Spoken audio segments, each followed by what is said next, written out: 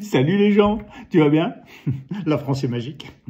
Je sais pas si tu as vu hier l'intervention du président de la République sur TF1, interviewé par Gilles Boulot. Tu sais, ouais, le journaliste, il lui rentre direct dans le lard à Macron. Ouais.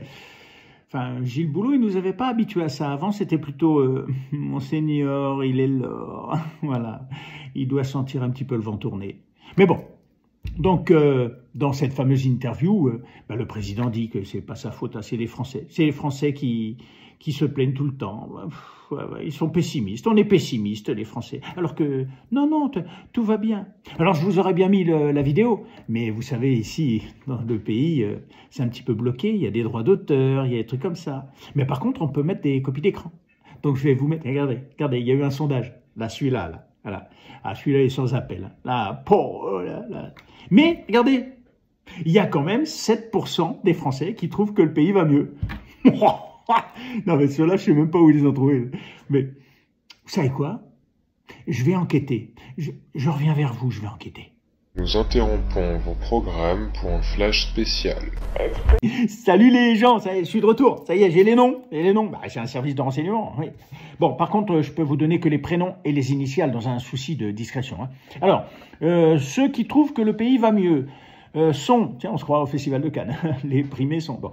Alors, le premier, c'est Jojo R. Alors, lui, il est domicilié à l'hôpital psychiatrique de Colombes, chambre 12. Là. Nous avons Valérie P. Alors, elle résiderait dans le centre des sourds et malentendants de Bastia. Voilà. Nous avons René S. qui est au centre des aveugles de Maurepas.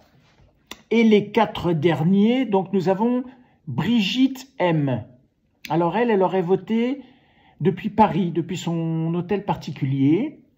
Un certain Alexandre B. aussi, qui aurait voté depuis la Suisse. Parce qu'il paraît qu'il s'est barré un petit moment là-bas. Nous aurions un François B.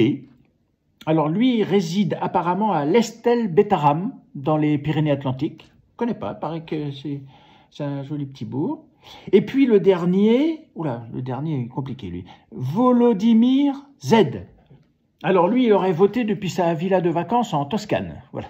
Mais lui, il y a un petit doute de fraude électorale, parce qu'on ne sait pas trop s'il avait le droit de donner son avis. Quoique, on le voit un peu partout. Lui, hein. Mais bon, en tout cas, voilà, je suis ravi d'avoir éclairé votre lanterne sur la façon dont fonctionne ce merveilleux pays qu'est la France. Voilà. Non, surtout, ne me remerciez pas. Non, ne me remerciez pas.